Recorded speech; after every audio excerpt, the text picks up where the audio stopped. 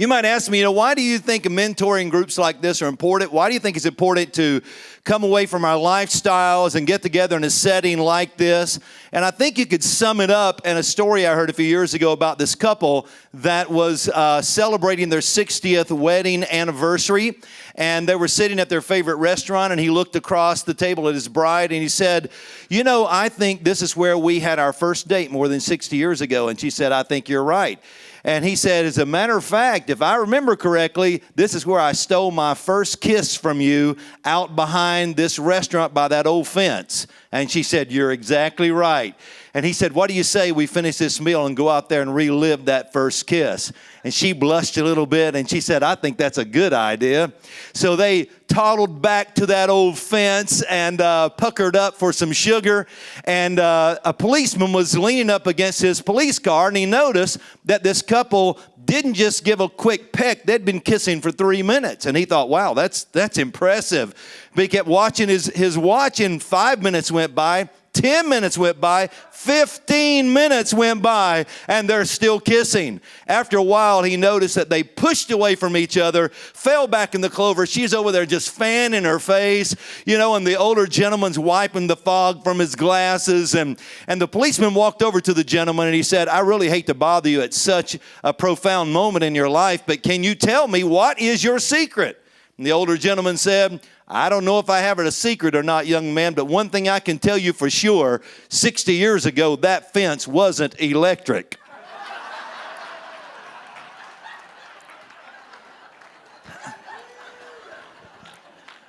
How many of you know 60 years ago, the church wasn't electric either, but it is now, isn't it? So everything has changed, and because of that, we're not just keeping up and being relevant. We are perpetuating the gospel of Jesus Christ through every means possible, and that means that we have to keep up because we're not adapting to the world. We are taking the gospel to every generation that lives in this world, and so we have to keep up because there's people out there that haven't heard the message of Jesus Christ, and we have to present it to them. People talk about the good old days, and I love those days myself, but I don't want to go back to sawdust floors and no air conditioning. Remember the old funeral home fans that we used to fan with? Thank the Lord, those days are over for me, and I kind of like this nice setup we have. So that's why I think that we have to keep up. So what I want to do is I want to take you through a lesson on what to do if you lose your edge.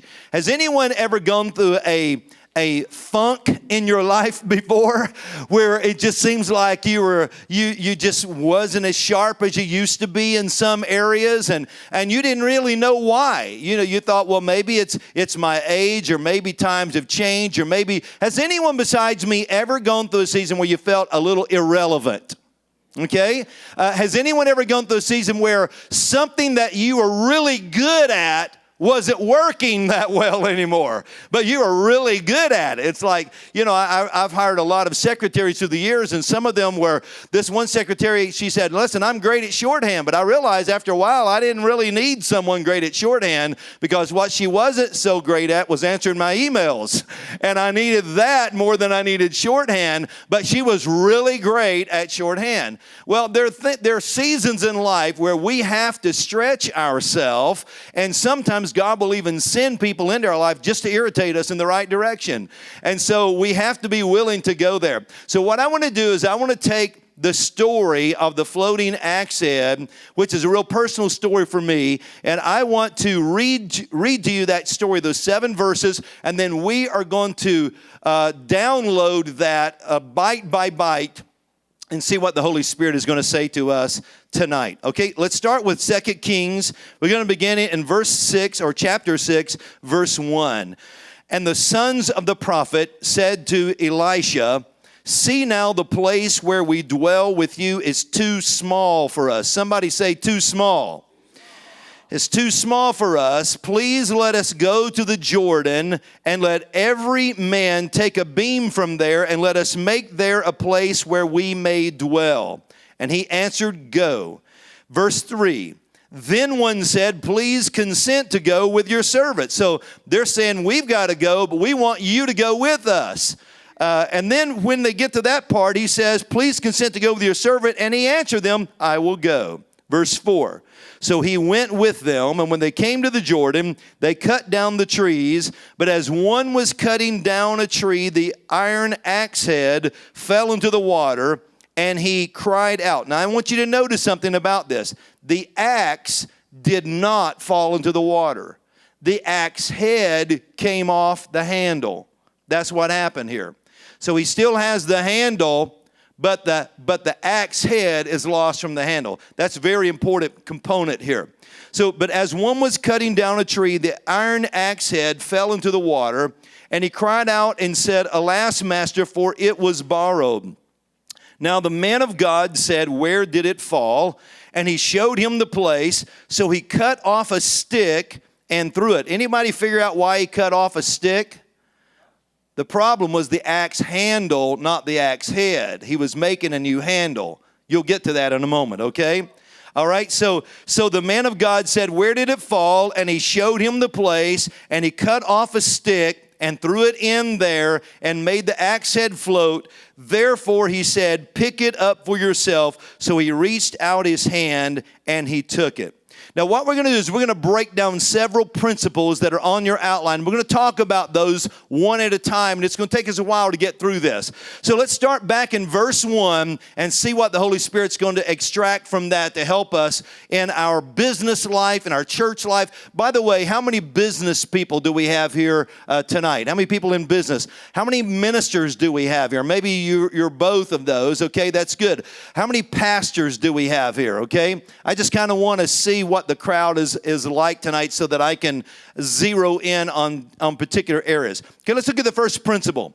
The sons of the prophet said to Elisha, Now see, the place where we dwell is too small for us. They go to him with a problem. And when they go to him with a problem, they begin to pull a solution out of him. And here's the first thing you need to understand is that people will pull on you to do more. And that can be a good thing or a bad thing. The Holy Spirit may be sending someone to pull something out of you. How many of you have already figured out that frustrations are pathways to invention? They really are. Frustrations are pathways to invention. Some things you will never change until you get frustrated enough. As long as you can tolerate it, you'll never change it. But when you can no longer tolerate it, you will change it. Well, you have to discern when people start pulling on you, is it the Holy Spirit using them to pull this solution out of me, or are they a distractor in my life? Is there anyone besides me that said, people pulled on me so much at a season of my life, they almost pulled me apart? And they were pulling on my mind when I really should have been doing something else. We have to be able to discern the battles that God has assigned to us and the ones that are just in front of us. Every battle in front of you is not your battle. And you cannot live your life like a lion and fight every battle. This is not in your outline, but let me digress for a moment, because there's this amazing image of a balanced life in the book of Revelation where you have these four beasts before the throne of God. We call them seraphim. The seraphim have four faces. They have the face of a lion. They have the face of an ox. They have, or a calf. They have the face of a man and the face of a flying eagle. Notice it's not just an eagle, but a flying eagle. Notice that these seraphim have 6 wings. They have 6 wings. Why? Because 6 is the number of men, and God is trying to show us that this is a portrait of worship in His presence. Sometimes we think that we have to have a song, a keyboard, or strings to worship God, but God is showing us that these seraphim are the portrait of worship on the earth. 4 is the number of the earth, north, south, east, and west. So there's 4 of them representing the earth. They have 6 wings representing man. So these seraphim are representing man's worship on the earth. So how are men worshiping God on the earth? With 4 faces. One, and this is not in your outline, so some of you are saying, where's he at? I'm not there. I've digressed to another place, but I'll get back on in just a second.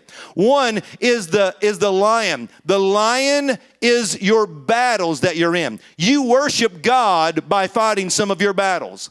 Sometimes you get in intense warfare, and that causes you to grow because you're in a lion season. But you cannot be a lion every day. The next season of life or phase of life is the phase of a calf. That sacrifices. That's the animal that was sacrificed. So the lion is the king. He's out there fighting battles. The calf is a sacrificial animal. So there are seasons that God calls upon you to sacrifice. How many of you know that? There are seasons that if you're living in some kind of blessing, either you paid a price for it or someone else did. Nothing is free. If you have a blessing you didn't pay for, just look behind you. You rode in on somebody's back. Somebody bought the car. Somebody bought the house. Somebody built the business. Somebody paid a price at some season of your life. So don't think that you can go through life without having seasons of battle and seasons of sacrifice. That happens. But then there's another side that's just a man. That's just the face of a man. And sometimes we glorify God just by being a good person. And then finally, there's the flying eagle. That's your successes. But here's the problem with that. We always want to succeed. The problem is some people always want to fight. And God says if you're going to live a balanced life, you have to understand the season that you're in and the purpose of that season, and that every season has an expiration date, that if you're in a battle, you're not supposed to fight your whole life. If you're sacrificing, God did not assign you to be a martyr. You're not supposed to sacrifice your whole life. If you're not winning, or if you are winning, you may not win every day of your life, but you're still a winner. That's the balance of life. So you have to be able to discern when is the Holy Spirit pulling solution out of me, and and is my life out of balance? Am I allowing so many people to pull on me that I can't do the will of God anymore, or I can't even hear the voice of God anymore? So one of the things that you have to understand, let me go ahead and read this principle in its entirety, then I want to illustrate this for you. People will pull on you to do more. You have to make sure that you're not being pulled in the wrong direction. Only go where peace is leading you, and God will use people to pour, because God will use people to pull more out of you. So how many of you have been able to locate your peace? Have you ever heard people say before, I have a check in my spirit? Have you ever heard people use language like that before? Or I just don't have peace about that. See, a lot of people don't know how to locate their peace, because the Bible says that there is a peace that passes understanding. So the peace of God does not always make sense intellectually.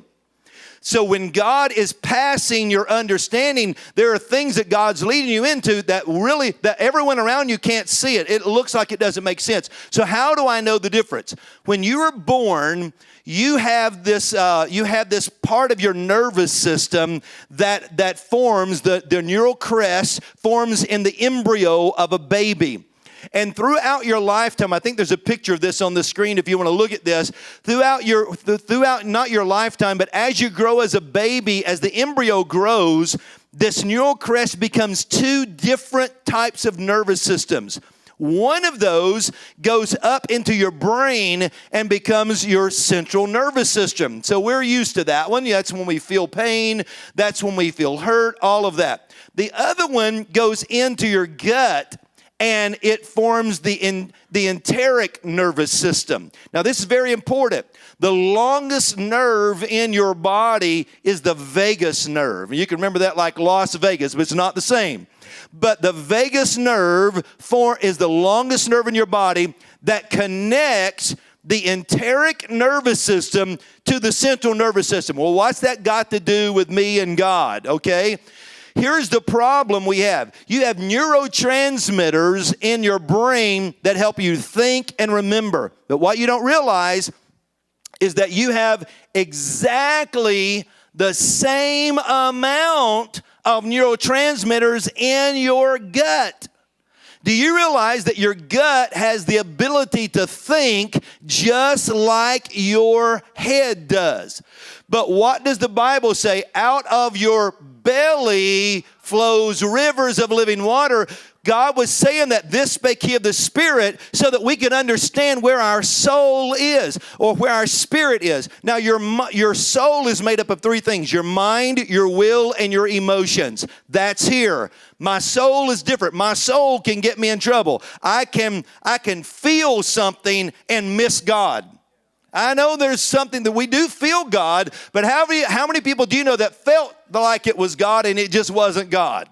Well, I just felt like it was God. Anybody brave enough to raise your hand and say, I've missed it a couple times because of what I felt? Or I missed it a couple times because of what I saw. My mind, my will, and my emotions. How many times have we missed God's will because we just wanted it so bad that we were trying to force it to happen? Okay, so that's our soul. That's up here. That's the central nervous system. Down here, the enteric nervous system is different.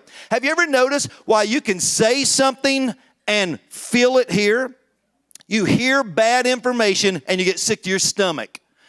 You hear good information and you say, I got butterflies in my stomach. You get a happy feeling down here.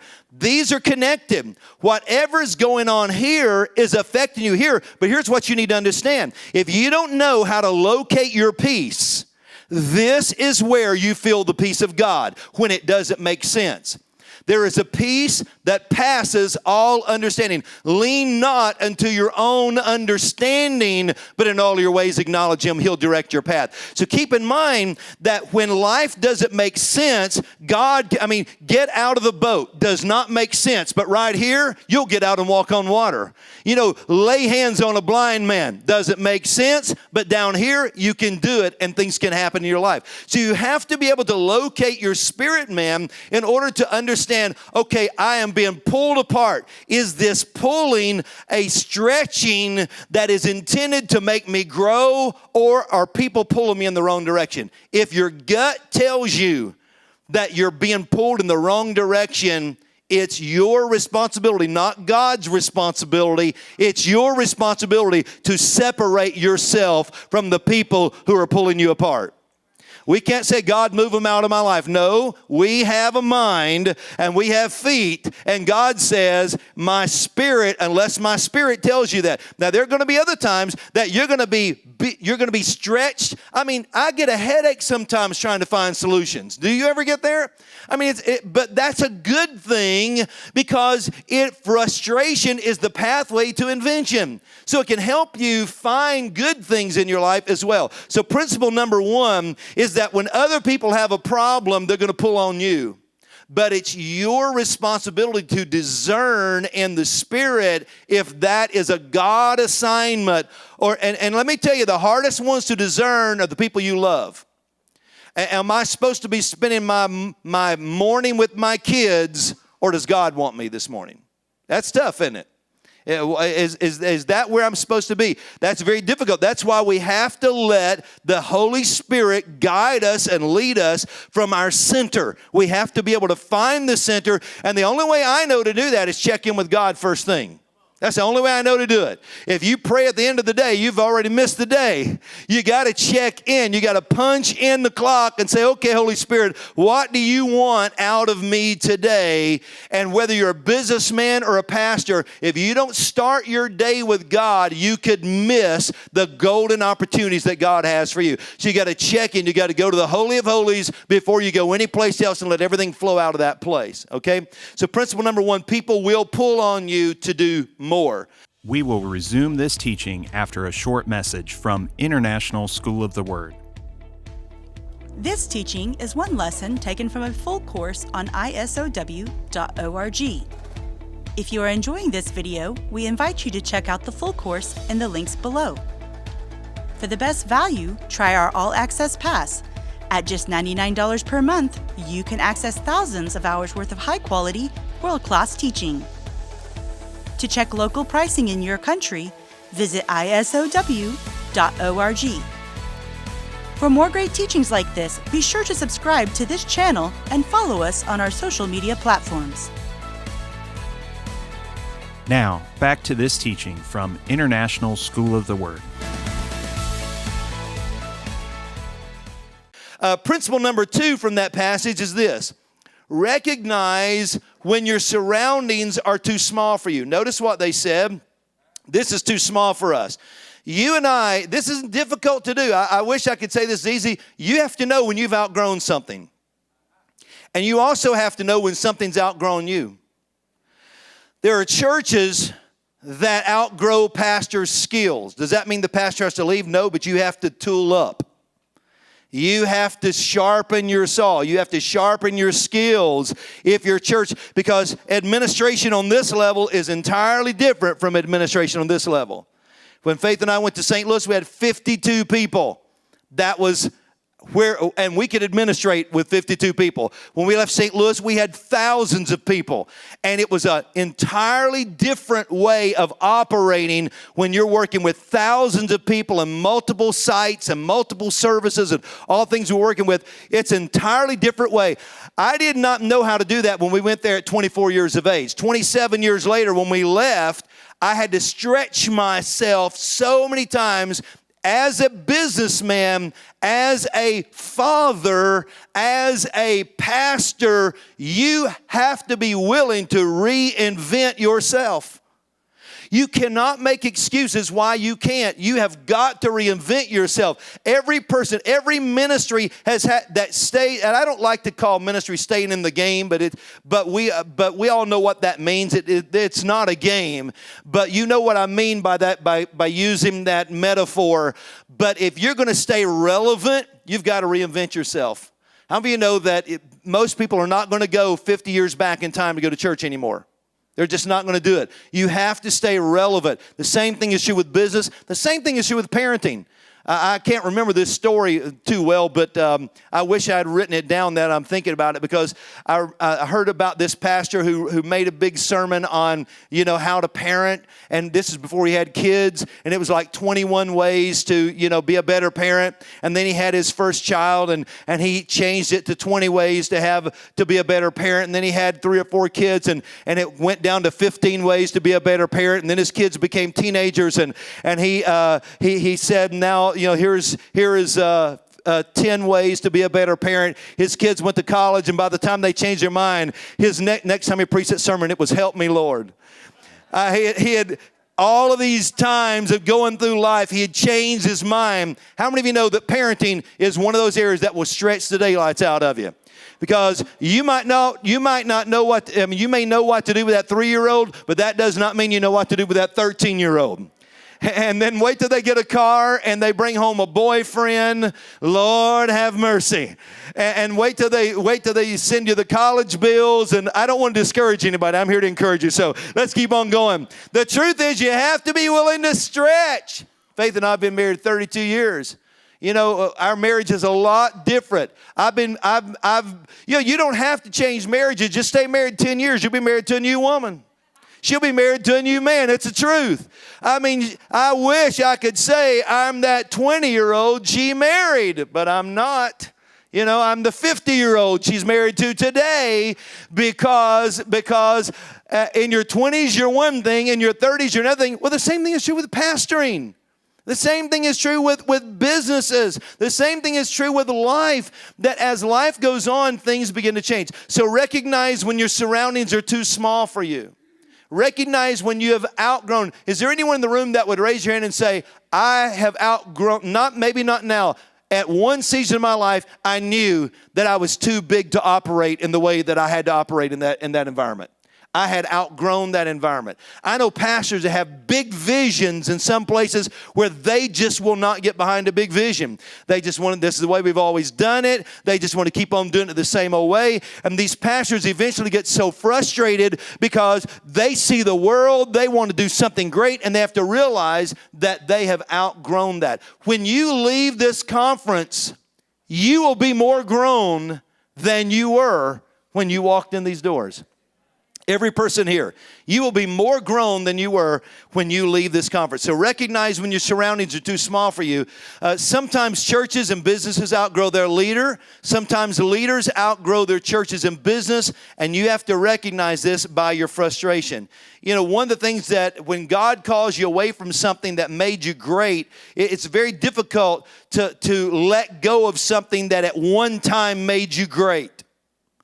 That at one time made you successful. And you have to discern when is the right time to let go. Because even a big business can be a small thing in a big world.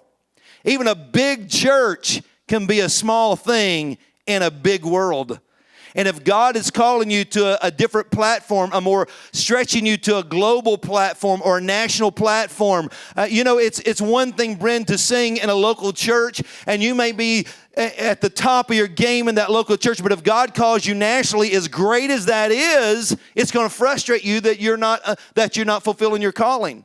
And so you have to be able to discern that. Can I discern when it's too small for me? Because that is exactly what was happening in this story. Let's go to verse 2. Verse 2 says, "Please let us go to the Jordan, and let every man take a beam from there, and let us make there a place where we may dwell." So he answered, "Go." Okay, here's the next principle. Know when it's time to go to the Jordan. Now, the Jordan is the place of no return. The Jordan, well, not necessarily that you can't go back to it, but it's a dividing line between where you were and where you're going. There are some defining moments in your life that once you cross those moments, you can't go back and be who you were. When you get married, you cannot go back and be that teenage boy or that teenage girl. Everything's changed, and you don't want to go back. When you have kids, I love that little commercial that's on TV right now where this guy says, "Man, we're never going to get married." Then they get married. "We're never going to have kids." And they have kids. "We're never going to get a dog." Then they have a dog. And "We're never going to have more kids." They have more kids. And then he says, "I'm never going to change this," because he loves it. And the truth is that there are defining moments in your life. When you walk in the door as a pastor of a church, everything changes. Not that it's worse or better. It's just different. You assume a different role in life. When you step out on faith, when you cast a vision, when you borrow money, when you make a pledge to someone, any of those moments in your life are defining moments in your life. I mean, you can sit around and dream in an apple tree all you want, but the day you step out and start walking toward the goal and you say, "I am going to become this," it changes everything. You have to know when it's time to go to the Jordan. Yeah, I just feel like I'm supposed to say something right here. I think there's a few people in this room that God says it's time to go to the Jordan. You've been good at what you know how to be, but it's time to do something different. And I don't necessarily mean that you got to change everything in your life, but you have got to make up your mind that who I have been is not strong enough for me to finish the way God wants me to finish. I have got to be something different. Maybe that means getting out a laptop and learning the computer. Maybe that means getting on social network and figure out how it works. Maybe that means going back to school and taking some classes. Maybe that means becoming a conference junkie, and you just got to get into as many conferences as you can and learn your way up. I'm a conference junkie, so that's how I continue to learn. I want to die with a book in my hand. I certainly don't know everything. I'm not good at everything. I'm so far from perfect. So every day of my life, I want to continue to learn. So be the forever student. You don't learn what Perry Stone knows by just waking up one day and, shaking your hands in the Holy of Holies for a while. No, it's hard work. It's life. It's research. I mean, he's one of the greatest researchers in the world. And that's I'm not just blowing smoke here. It's the truth.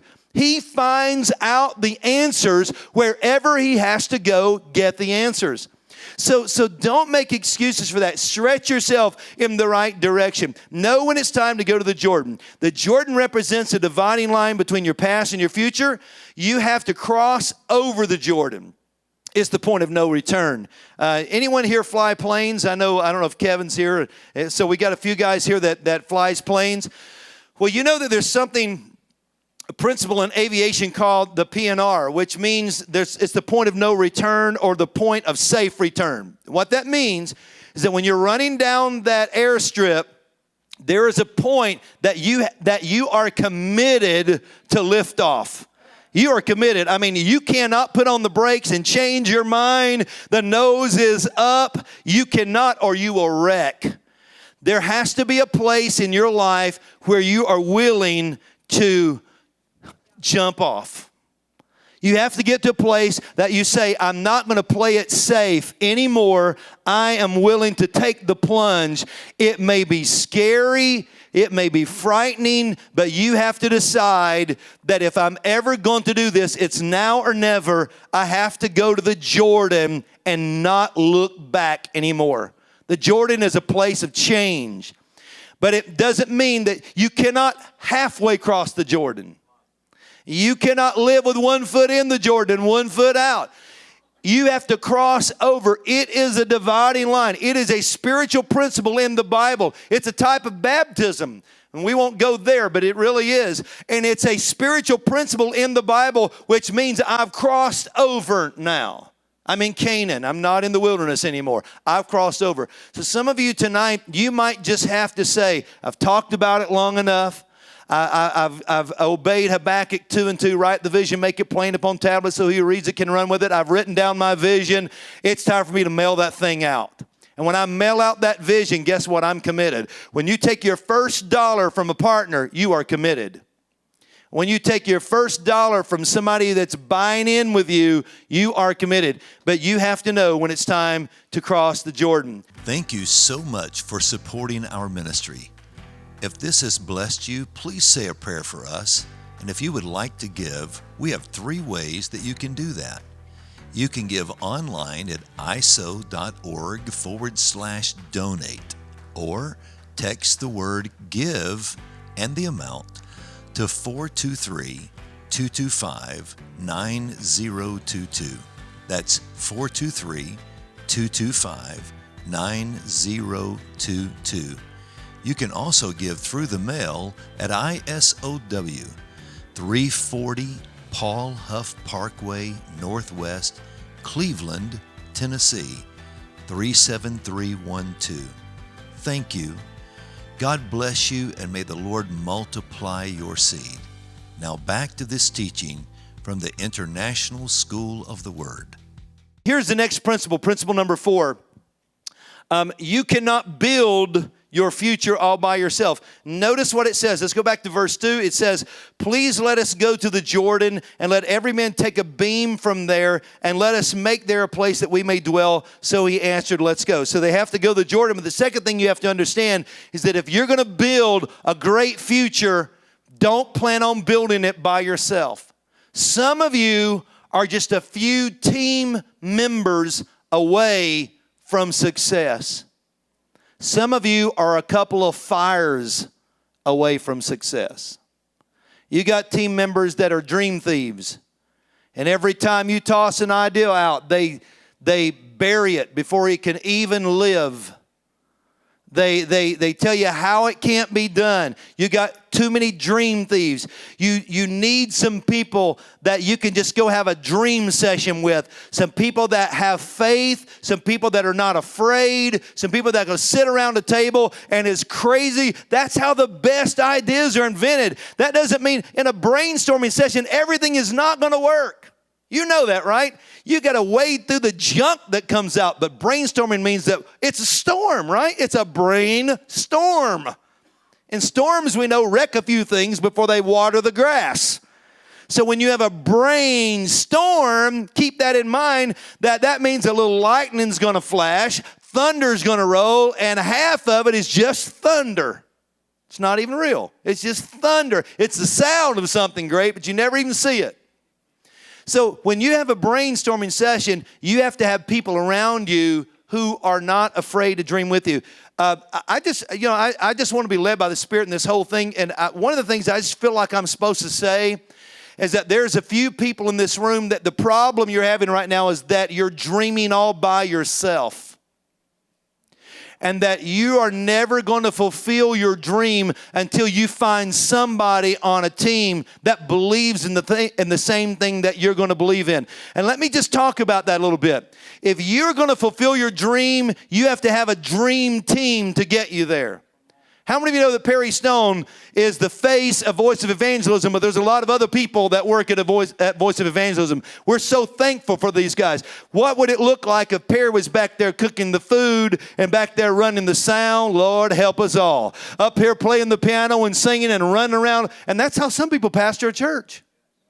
They unlock the doors. You know, I never wanted to know how to adjust the air conditioning in the church. I said that if I ever figure it out, they're going to ask me to do it. I don't want to know. That's why we have deacons. Deacons open the doors and close the doors, not pastors. Deacons cut grass, not pastors. And that's the biblical model. I don't need a pastor who can cut grass. I need a pastor who can lay hands on the sick and see them recover. That's what I need. I need a man of God that's come out of the back room smelling like holy smoke. That's what I need.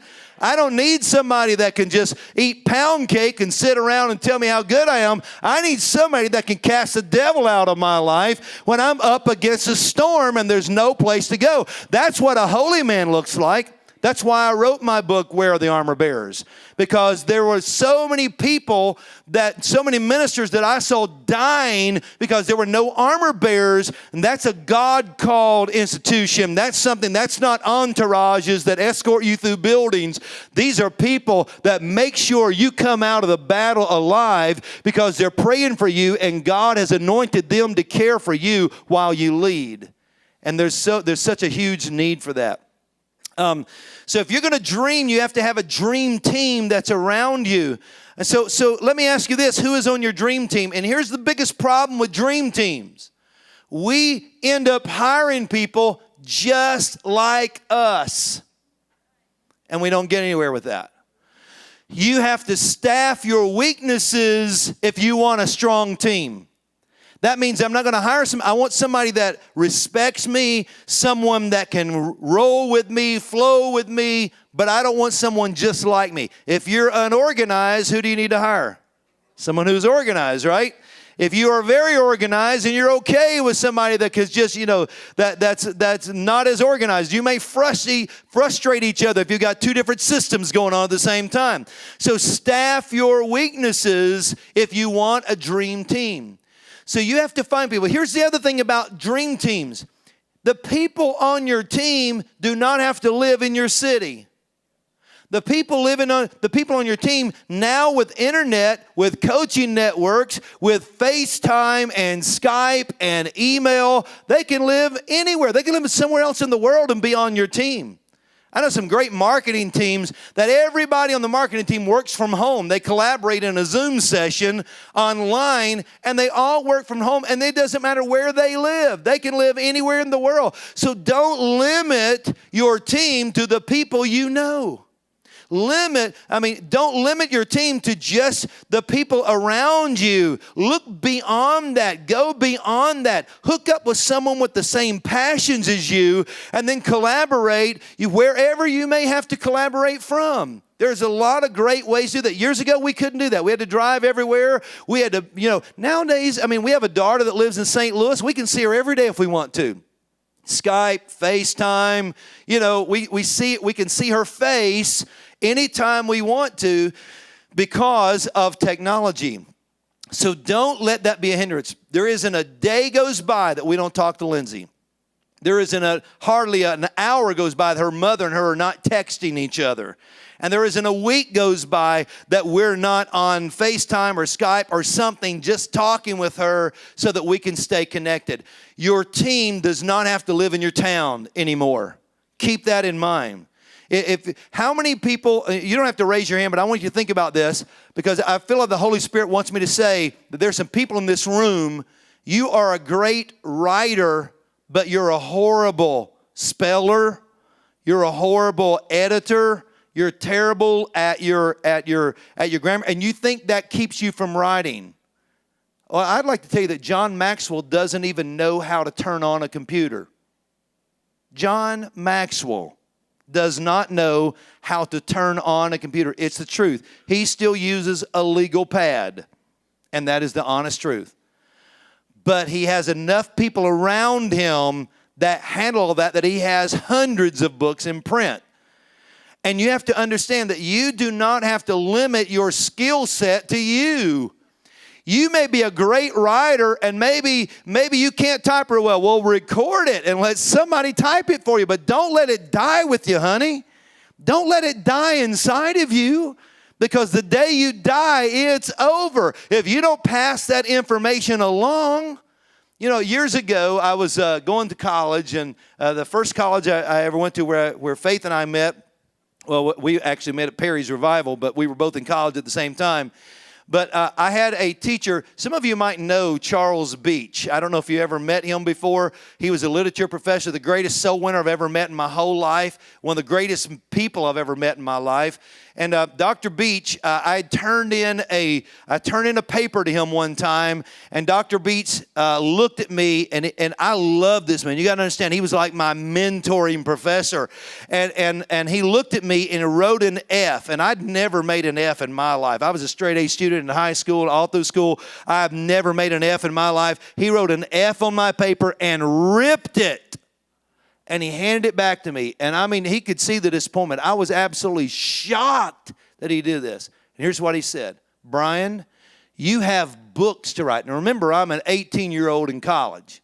You have books to write. They're in you. I see. He prophesied over me right there in my disappointment. You have books to write. They're in you.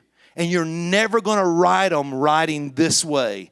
Now, I want you to write that paper again, and if I don't like it, you're going to write it again and write it again and write it again until I like it, because God has assigned me to pull those books out of you. And I'm telling you, I was 18 years old. I never believed, no one in my life had ever told me I could write a book. I'd never even thought about writing a book. I'm 50 now, and I've written 46 books. He prophesied over me. He knew what he was talking about because he was pulling something and speaking something into my life. So understand that the people around you, you have to have a dream team to fulfill the promises that God has called you to. Okay, let's go to verse 3. We can get a couple more in here before our first break. Verse 3. Then one said, please consent to go with your servants. And he answered, I will go. Verse 4. And he went with them, and when they came to the Jordan, they cut down trees. Okay, principle number 5.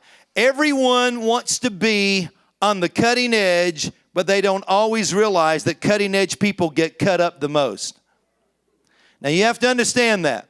Everybody wants to be on the cutting edge, but they don't realize that cutting edge people get cut up the most. Now understand this. Let's say that you were going to lead a safari, and you were the only person that knew where we were going to go. And I've done that a couple times in Nicaragua. I love to take ministers into bush. I've led over 30 missions trips. And when I say missions trips, I'm not talking about 5-star hotels. We fly into Rusrus, Honduras, and we go over to the Coco River and take dugout canoes up to Nicaragua, and then machete our way in through the rainforest to get to a refugee camp, and we'll minister there for a week. And I've done that trip 3 times to just try to toughen some young guys up and let them know that it's worth it, but you got to keep on going when you want to give up. And that's what that whole exercise is about. Well, let's say that you're going to lead a safari. You have the machete, and you got all these people that want to go along with you, but what you got to do is you got to cut that trail. How many of you know the guy up front cutting the trail gets smacked in the face with the limbs? You're going to catch poison ivy before anybody else does, right? You are going to be the tiredest. You're going to be the most worn out. Anytime you start something new, get ready for that. Just because it's a great idea doesn't mean it's going to be easy to birth. Great ideas, birthing babies are not easy, but we keep on doing it because we love them. And the same thing is true with birthing ideas and birthing ministries. And so you have to realize that cutting edge people, everybody wants to be a cutting edge leader. What is a cutting edge? That means I'm going to be the first to arrive. I'm going to be the one that invents it. I'm going to be the one out front. I'm going to be the front runner, because we know this about human nature. We know that for every person that is on the cutting edge, that there's another group out there that we call early adopters. That means that once you get out there and cut up the trail, somebody's going to start following that trail. They're going to say, man, that trail looks like it's going somewhere. I'm going to get on board. You got your early adopters. And you know what? How many of you would say, I think I would probably be the cutting edge person. I'm willing to jump out there. And that doesn't mean if you're not that something's wrong with you, okay? I just want to say that. There's a few people in the room that's as crazy as I am, and you would say that I would get out there and try something new that's never been done before. Even if I fail, I would do it, okay? So how many of you know this, that cutting edge people fail as much as they succeed? And that's the part that a lot of people don't want to hear. That if you are going to be a cutting edge person, you are going to fail as much as you succeed, because you're plowing new ground. You're plowing new territory. But then here's the group that comes along and many times succeeds even more than cutting edge people. It's that early adopter. He says, man, that trail's been, they tried it. They got cut up a little bit. While that guy's over there bleeding and patching his wounds, I'm going to walk down that trail. So you got your early adopters. Then you have your mid adopters. Once somebody's proven it, and it's on Facebook, and there's a website, and they can get a little safe, they're going to be the early adopter. Then you got your late adopter. Once it's up and running, and it's all paid for, and everybody's tried it, and everybody that's got hurt's already got hurt, then they're going to get on board as the late adopter. And then you got those never adopters that said, I don't care what's going on, I'm not going that way. Okay, so let's take a test, okay? How many of you'd say, I'm that guy that gets out there and starts it, and I get all cut up and beat up trying to get something going?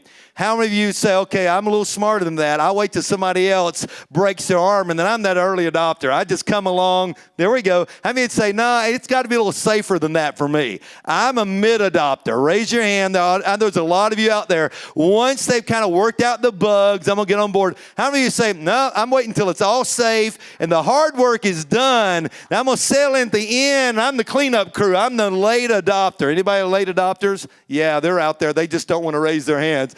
And then I'm not even going to ask the never adopters to raise your hand, because you won't raise your hand, because you're never going to admit, I don't care what they do, I'm sticking with it, I'm dug in.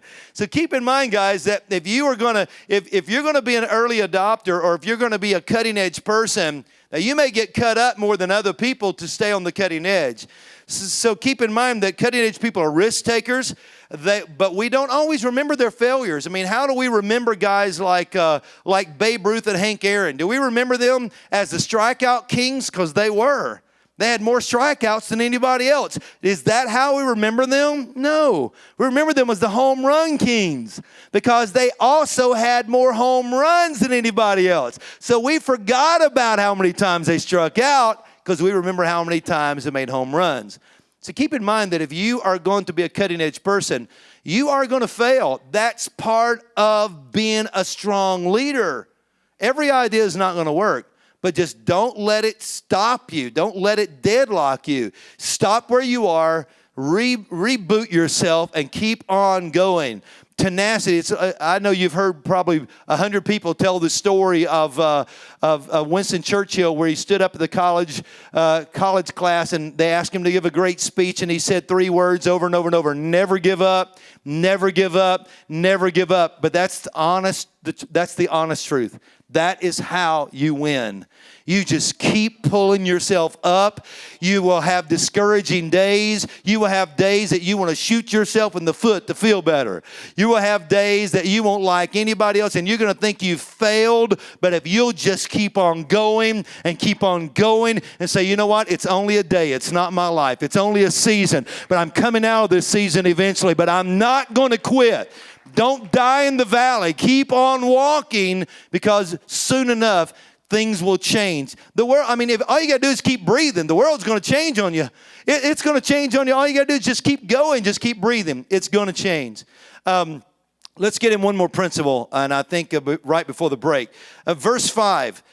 But as one was cutting down trees, the iron axe head fell into the water, and he cried out and said, alas, master, for it was borrowed. So here's the next principle, principle number 6.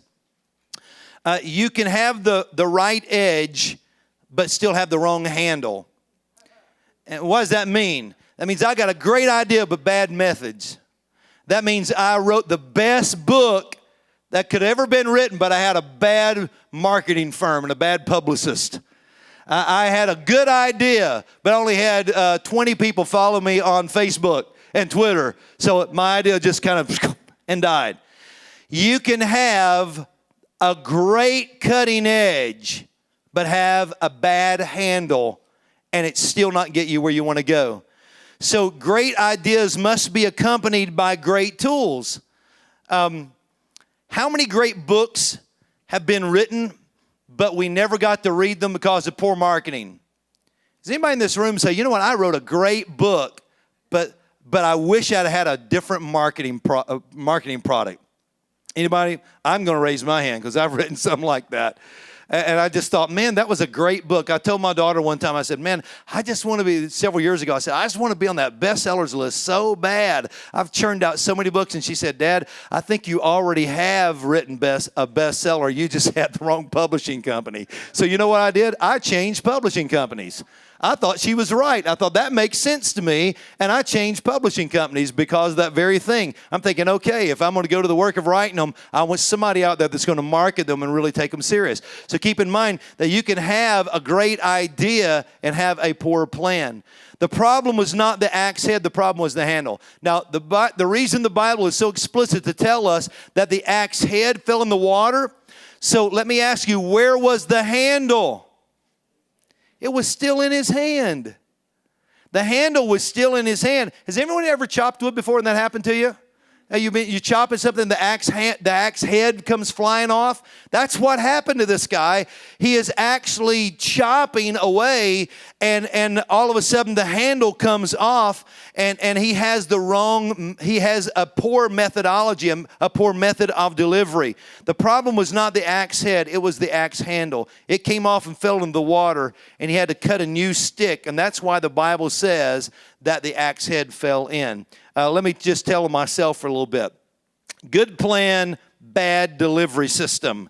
When I got called to preach, I was 17 years old. That's another thing that Perry and I share in common. I think you were younger than that, weren't you? Right about the same time? Yeah, so I was 17 years old. I was living in East Tennessee, about 10 miles outside of Gatlinburg. And we lived up in the mountains. And whenever I got called to preach in my little country church there, they said to me, I said, I think I need to go to college and learn how to preach. Oh, college can't teach you how to preach. They said, no, you open your mouth and God will fill it. And I said, really? That's it? Yeah, man. And they made it look easy. They said, just open your mouth and God will fill it. So I thought, okay, that's what I got to do. I'll open my mouth and God will fill it. So they said, you just got to get you a place to preach. So this little preacher over there in the country, he said, Bryan, I hear that you called to preach from here. I'm 17 years old. He said, I hear that you're called to preach. Why don't you come over and run us a revival? I thought, well, that sounds good. I can open my mouth a lot and God will fill up a whole lot of stuff, right? So I get there the first night, and I only have one sermon that I've been able to dig up. Realized I hadn't been paying attention that well. I was biblically illiterate, I guess. But I got up that night, and I was all over the page. I mean, I'm sure Perry preached a masterpiece in his first sermon. Not me, man. I'm telling you what, it lasted about 7 minutes. And I was humiliated from it. It was like, I had Noah at the wrong place and Moses at the wrong place. And I put everybody in the bulrush but who was supposed to be there. And I didn't even know what a bulrush was. And, it's like I had this whole thing so mixed up. I was absolutely humiliated from this sermon. And I thought, oh my goodness, there's a lot more to opening your mouth and God will fill it here. So, I had a little text and really no prep. And so the next night I thought, okay, I can't do this again. So my dad was a preacher. My dad was an old holiness preacher. And if you know anything about those guys, they preach on hell a lot. And so So, and heaven a little. And so I got out one of Dad's old sermons called When Hell Was in Session. I remembered when Dad preached it, man, I broke out in my sweat became great drops of blood, and I felt the flames burning my feet, and I turned red all over. I got a suntan from that sermon.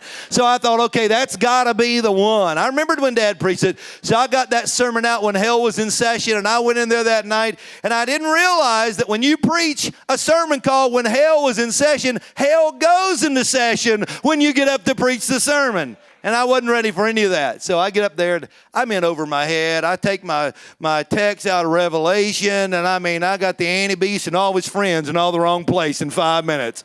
And so I had no idea what I was doing. And the next thing I know, that hearing that sermon, that I lasted about 5 minutes with that sermon.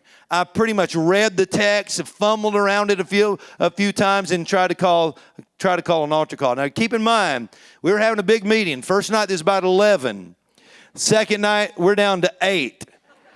And there was 8 that didn't want to be there, and I was one of them. So I'm telling you, I knew if I didn't want to be there, they didn't want to be there. I've always heard your worst day in the pulpit is when you dream that you're preaching, and you wake up and you really are.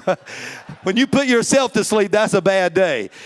So I'm on my second night of this revival, so I'm trying to illustrate that I had a good idea, but a bad delivery system. And so the third night I thought, oh my goodness, I cannot do this again. I'm humiliated, and no one will ever want me to preach again. So I stayed up all night long and prayed. Literally, I promise I did. I stayed up all night long, walked the aisles, walked the corridors of my room, and I prayed, Bible in my hand. I had one of those big Dakes. I thought it said Anointed Bible. It was annotated, but I didn't know the difference. So I thought this Dakes Anointed Bible was going to help me. So I'm walking around with that big old Bible, carrying a big sword, trying to talk about the devil, trying to, stir something up with the devil, whatever I could do, and nothing was working. So the next morning, I still didn't have a sermon.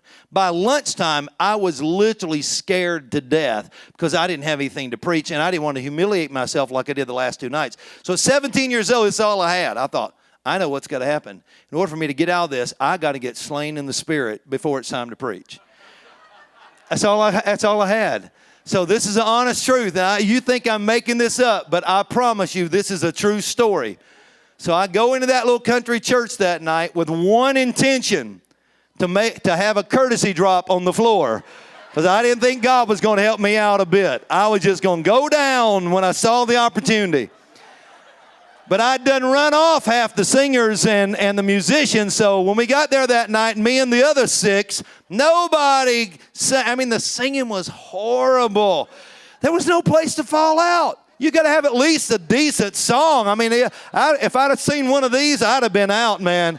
I just needed a drop. I just one head shake, I'd have been on the floor. Nothing happened. Nobody was moving, twirling, nothing. I didn't even hear anybody praying that night.